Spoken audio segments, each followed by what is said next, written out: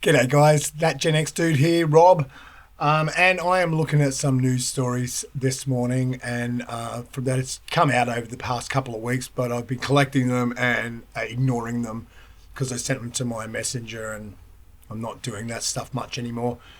But I wanted to address something that popped up.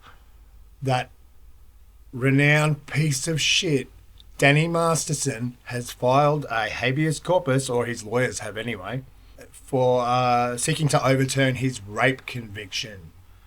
Now, this is a fucking terrible case. It's absolutely despicable. And the man has never sat right with me. There was always something sus about him. When I saw him on That 70s Show, I always had a bad vibe about him. I mean, of course, anyone can say that now, but I mean, I said it about James Corden, and I know there's more there, and I'm talking Epstein-like. Anywho, let's continue and look at the other part of this. It says, the actor's legal team released a statement that alleges new evidence has been uncovered that should lead to the reversal of Mr. Masterson's convictions. The petition contends that Masterson's trial was fundamentally unfair, and his attorney did not present significant available evidence that he was innocent. So doing the old, oh, my attorney was incompetent, even though he had the weight of the whole of Scientology behind them. So they just want to get probably get a Scientology-friendly judge in front of him, and, we'll skate through and walk. 30 years to life in state prison. See, because they're not fucking around. They're not messing around on this one, are they? They made an example of him, and so they should, because he used his notoriety and fame to take advantage of people. So, but that brings up another interesting question, another interesting subject or part of that topic that I want to talk about, and that's James Franco. Now, James Franco, as far as I'm aware, was not convicted of anything. Maybe there was some out-of-court payments or something. I should look it up.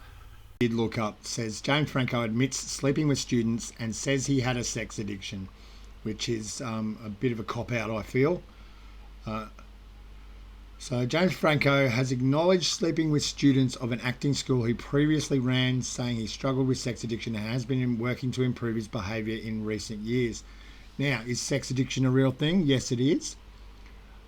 Is it being used irresponsibly by people who may have been taking advantage of others for their own benefit? Probably. In excerpts from the Jess Cagle podcast made public on Wednesday, Franco, 43, said that while teaching he did sleep with students and that was wrong. He said he had not started the school to lure women for sexual purposes. It was just an extra added bonus. He didn't say. I just said that, but yeah. I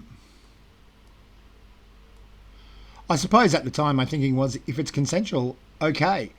And a lot of pro-consensuality stuff has been permeating our culture for a long time now. There is a school of thought that might go that once you have consent, then everything is okay if they're of age and are able to give consent. So yeah, I don't know. It's like fly on the wall again, hey? Like not there at the time. A lot of people say stuff. I'm not defending Franco in any way. He clearly did these things. And I mean, as someone who has had addiction issues, and he says that he was sober from alcohol that time, so maybe he has an issue with alcohol as well. Part of growing is growing up, and for some people that might take a little longer than others. I'm wondering what's the plan here? Like, can he never work again? Is it or does he get to serve a time period where he is rehabilitated and can re-enter society, supposedly, without any bias by the world in general, which we know is a flat-out lie. But we live in a society that is based on the idea of rehabilitation, and if we're going to push that idea, then we need to follow through and not bail on these people. And it's a terrible thing. We do bail on people who are have fallen foul of society and maybe done prison time. Even murderers get a sentence where they will pay for their crime and perhaps one day be released because they have paid for their crime and been hopefully rehabilitated. I'm not sure what, like there was that whole cancel culture happened, and, which is very akin to book burning, I will say, like sticking your head in the sand and waiting for the problem to go away. There's no roadmap out of cancel culture. There never has been. And it's actually brought forth something that was brewing already in people's hearts and mind, and that is revenge equality. And when it became apparent that men were taking the lion's share of everything in society and women arced up, as they should, we responded to that by villainising men. Now, this stuff's going to happen. That's what society is like. That's society for you. And I think that's like the natural course of events. We respond to things as we feel. So who can take issue with that? So what we saw when there was the divide of the sexes and women speaking up and putting their hands up and to be counted, there emerged a thing I like to term revenge equality. Now, not everyone engages in this by any means. I don't profess to think that everybody is culpable, but it's a growing sentiment, and you know what toxicity is like. Misery loves company, and it's something that does suit certain people's. It fulfills the script or the story that justifies their existence and how they can manage every day and get through every day. Anyway, revenge equality is the idea that the scales will never be equaled until men have paid for the sins of their fathers. That is a slippery slope, because if we're going to start holding people accountable for everything in the past, and we seem to be doing that, or at least cherry picking people that we take issue with in history, like Elvis and MJ, who obviously had their faults, well, MJ especially, but everybody knew from the get-go, everybody knew when Elvis was with Priscilla, her age. They didn't make a secret of it when he was in the army and he met her. They introduced them in Germany. They knew she was 14, and the cameras were rolling, and everyone's like, it's so cute. There was that idea that, he's going to wait for her or something like that. It was a weird kind of as if, because everybody in real society was getting their rocks off anyway when they were, younger than the legal age. So go figure. Anyway, Masterson, total piece of shit. I'm looking forward to seeing how this one pans out. I'm surprised Charlie hasn't done anything about this. Or said anything. I may have missed it, but, he's the barometer, I guess, of YouTubers. And I like to stay abreast of those things. What else do we have here? Now, let's have a look. Now, so we've got Smallville's Alison Mack is married to a former neo-Nazi. They cannot stop putting the boot to this girl. If it's not the sex cult, it's the neo-Nazi husband. And I'm thinking she's already down. I did hear something about her trying to make a comeback, but she's already down Let's sink the boot in a bit further. I mean, fuck modern society, right? And it says, it was recently revealed that Smallville actress Alison Mack, who spent time in prison for her role in alleged sex cult, got married. Now, the identity of her husband has been revealed to be a man who was once known as one of the most notorious skinhead gang leaders on the East Coast. I mean, it tracks because she was in a cult. She's probably not the best decision maker, right? More hilarity from the internet is several articles about Jenna Jameson, former corn actress, has turned to God after decades of sin. And that's okay. I mean, there's worse things maybe than Christianity. I don't know. It can be pretty toxic, but there is also, I mean, that's like throwing out the baby with the bathwater. I wouldn't totally discredit it. If it saves your life, if it helps you be a better person, go for it. You know, you need to have fairly altruistic motives, but you also, to be genuine. Well, after the life she's lived, it's not much of a surprise that this would happen. And then we've got, I love this one. Couple left bikes in yard to lure thieves, beat them with bats, and posted videos on YouTube. I know what I'm doing wrong now. Anyway, I thought that was a bit funny. And then we've got the most overrated band of all time, which I saw on Facebook. And I mean, isn't this just for clicks to create division? But it may be just for clicks, but it's also, I mean, go into the comments. I didn't bother because I know exactly what's happening. I know these people are arcing up and going, oh man, first four Metallica albums and all that bull. That's what I talk about. It's what I mean with Facebook, man. This whole, let's generate this whole division. And they're getting us all on board surreptitiously. And then, breaking news, Justin, country singer, comes out as transgender woman. Now, I never click on those, but clickbait. And what? Why do people need to come out?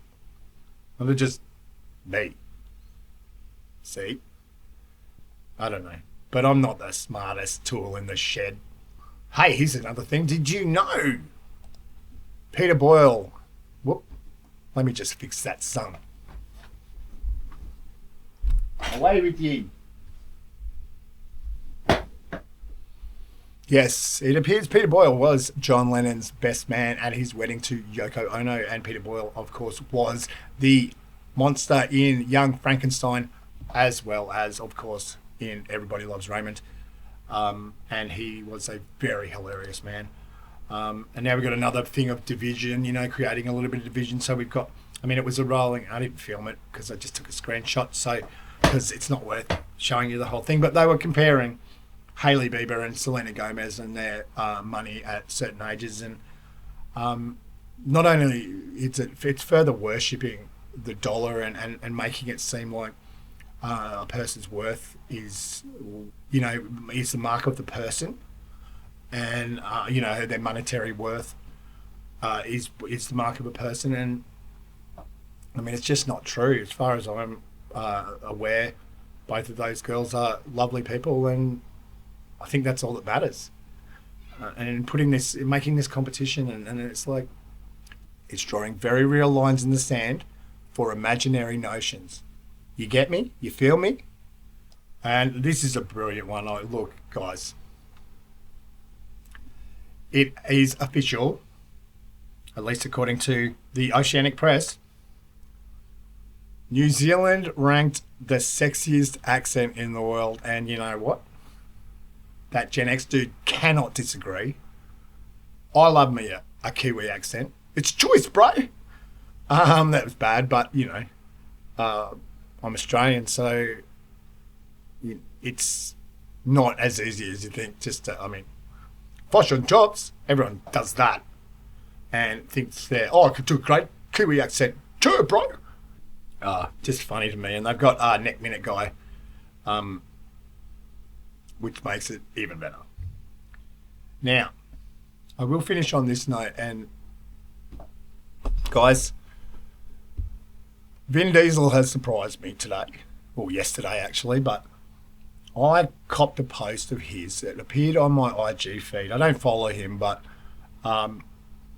maybe I will in the future, because this is the damn nicest thing I've seen in a long time, and it has to do with one of my favourite actors of all time, the incomparable Sir Michael Caine. He is an amazing actor and a wonderful dude. Now, apparently, let me just scratch his nose here. All this cocaine, I wouldn't have this much snot if I did cocaine. All right, so it says, it's got a lovely picture of them together. Obviously, Michael Caine is in a wheelchair these days, but he's of advanced age, so that's understandable. Vin Diesel says, I wanted to wait until you and your family were safely home in London before sharing this. The world saw me hand you a Lifetime Achievement Award this week. Oh, man, I didn't catch that. Your wife and daughters, so he gives a very big compliment to Shakira, his wife and daughters, as being very supportive and treating him like family as well. But the meat of the text goes on, and it is very much worth reading. When we first met, I was drowning in a fame I never learned to carry. You taught me grace, resolve, how to stand in my light when I didn't know how. 12 years ago, I lost someone I was not ready to lose, that the world was not ready to lose. Of course, we know that's Paul Walker. You were there, not with words, but with purpose. It allowed for me to play Calder. When mortality had its grip on my life, you brought immortality. The Last Witch Hunter wasn't just a film, it was my resurrection. I haven't seen the film, don't have any opinions of it, but Michael Caine's in it, so how bad can it be? Jaws 3, bad maybe, but as Michael Caine liked to say. Michael Caine actually said, I have never seen the film, but by all accounts it is terrible. However, I have seen the house that it built, and it is terrific. He said this because his film's paycheck funded a house for his mother. Wah. And I think that was the quote. And so, you know, I think Sam Jackson had something similar to say when, you know, like about, you got to pay for the pool, man. Your lovely wife Shakira embraced mine. Your family became my family. This summer, 3 years after retiring, you came back. The words you spoke in character transcended film like a gift of wisdom. Maybe I will have to watch that film now. Whenever I'm at your house, I notice the walls, only photographs of family, not legends of all movies, just family. That is not simplicity. That is a declaration. And once in a room full of Nolan, Poitier, and Hollywood royalty, you stood and introduced me as your son. Powerful moment. We were just two kids from nothing, dreamers who became something. You said I speak to the world, but Michael, you speak to eternity. I love you forever. What do you think of Vin Diesel now? I mean, acting aside, that is the mark of a decent human being, and one that has grown into obviously a very mature, broad-minded, loving man, and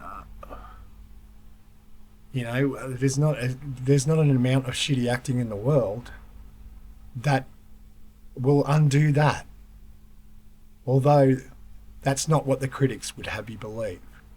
Amidst all this talk of division and cancellation, and